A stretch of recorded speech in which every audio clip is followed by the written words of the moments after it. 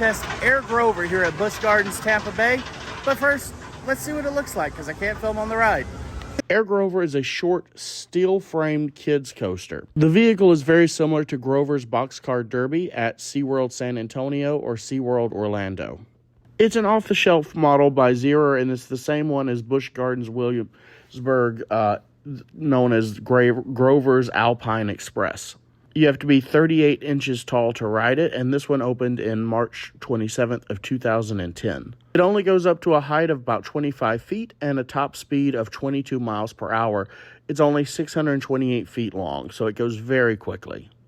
Grover was my second favorite Muppet as a kid, so I always enjoy seeing this coaster. Big Bird was number one before Elmo took over everything. But now let's see, will it pass the fat test? Camel friend on the back. Good thing about rides like this, no line. Whee!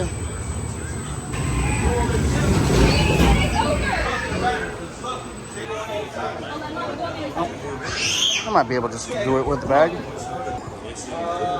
All right. And sat down. It's not very comfortable down there, but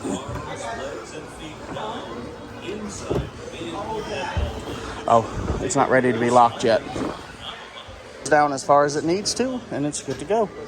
Grover passes the fat test, but if you are a plus-size parent, just know that it might be a little bit difficult to have your child beside you. You might have to ride in a different vehicle than them, but it's not a lot of space beside me. But I did fit, and there wasn't too uncomfortable.